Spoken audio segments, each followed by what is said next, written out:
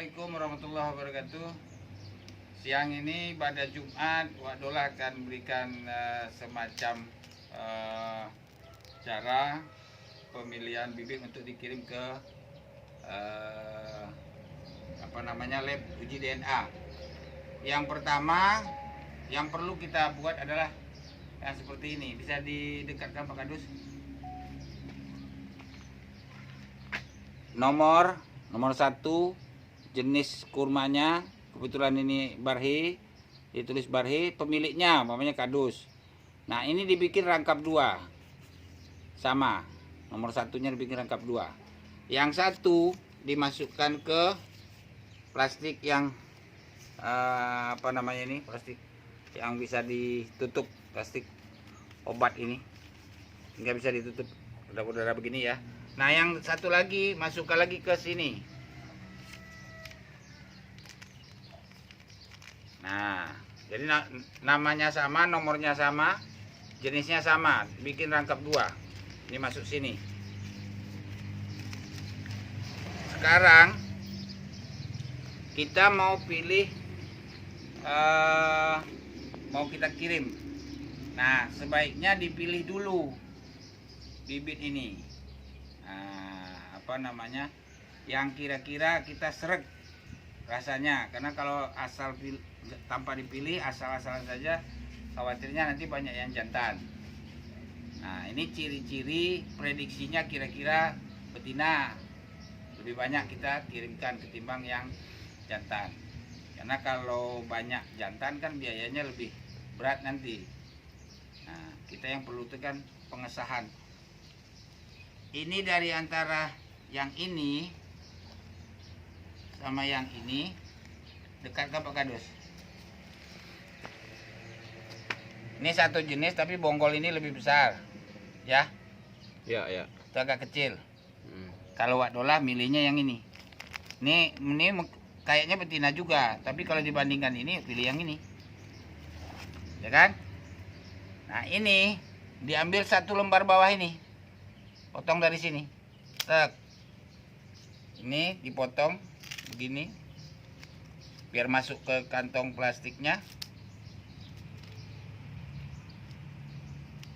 Ini dimasukkan ke kantong yang satu, ditutup. Jadi jelas nomor 1 jenis barhi, pemiliknya Pak Kadus. Yang ini nomor 1 jenis barhi, pemiliknya Pak Kadus. Ini dikirim ke lab. Masuk amplop. Ini masuk amplop. Ini untuk lab. Yang ini ditempel di sini pakai staples, tak gitu.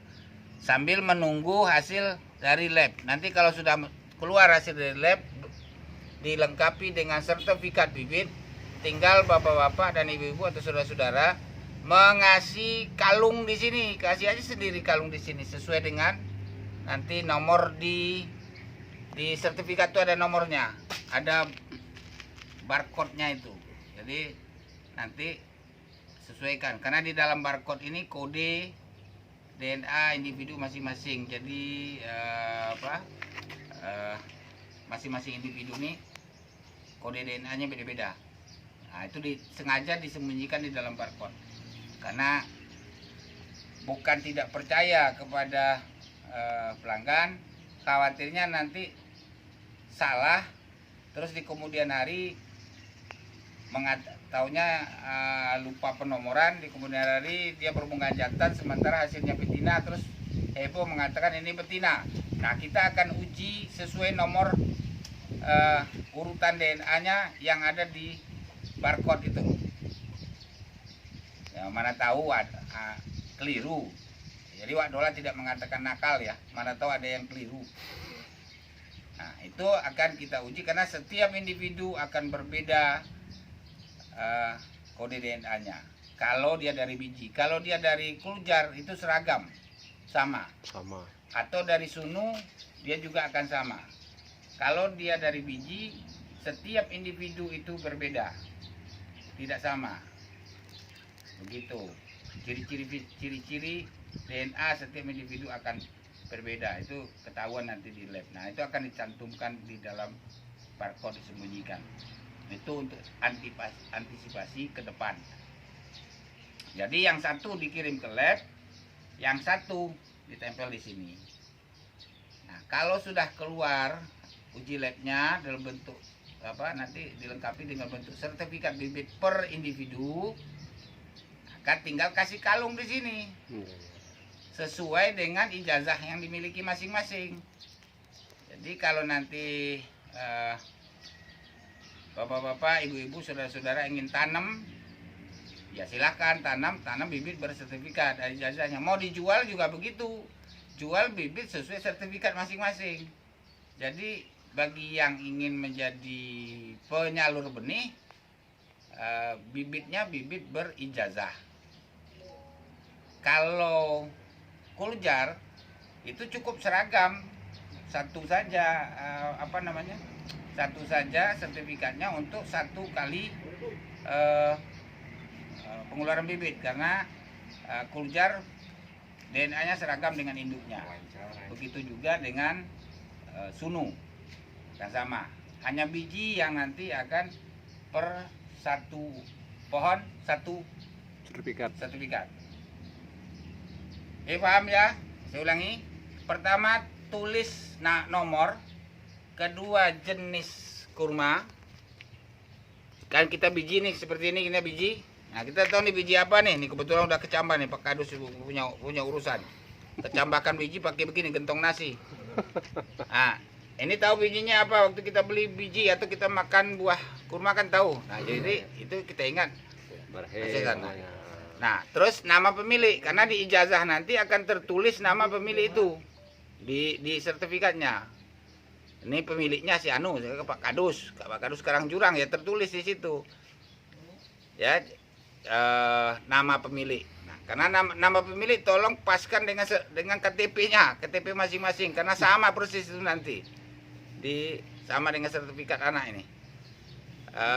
Terus kalau tidak tahu, umpamanya nggak tahu jenisnya, bijinya campur-campur, ya tulisnya terserah lah, mau ditulis apa, NN atau nano-nano atau una-una, terserah. Ya, nanti akan dituliskan di sertifikatnya sesuai dengan informasi yang diberikan. Kalau ditulisnya jenis kurmanya nano-nano, ditulis nano-nano sudah. Una-una ya una-una, yang penting pemiliknya. Jadi nomor yang untuk ke lab ini nomor 1 sama dengan tulisan yang sama. Yang satu dikirim ke lab, yang satu ditempel di sini supaya jangan bertukar. Hanya ini tempel sementara sampai sertifikatnya keluar. Setelah sertifikat keluar, silahkan berkreasi masing-masing. Dikasih cincin kek, dikasih apa, tergantung dari masing-masing. Nah, kan gitu. Apalagi kalau mau untuk jualan, semakin cantik semakin bagus. Oke, sekian informasi sementara untuk uji DNA. Sebelum uji DNA, lakukan pemilihan bibit kita masing-masing yang sehat. Bibit yang dikirim semakin sehat, ciri-ciri fisik itu hampir sama semua. Silakan mau pakai teori P1, P2, mau pakai teori Titannya Pak Profesor Jayadi, bonggol besar, pelepah, merebah, dan segala, atau apalah teori masing-masing, silahkan. Morfologi ilmunya tidak salah, tetapi bukan ilmu pasti. Morfologi sifatnya perkiraan. Nah, perkiraan itu kita kukuhkan dengan uji DNA, sehingga nanti waktu menanam di lahan, sekecil ini udah bisa tanam di lahan karena udah tahu jantan betinanya. Ya.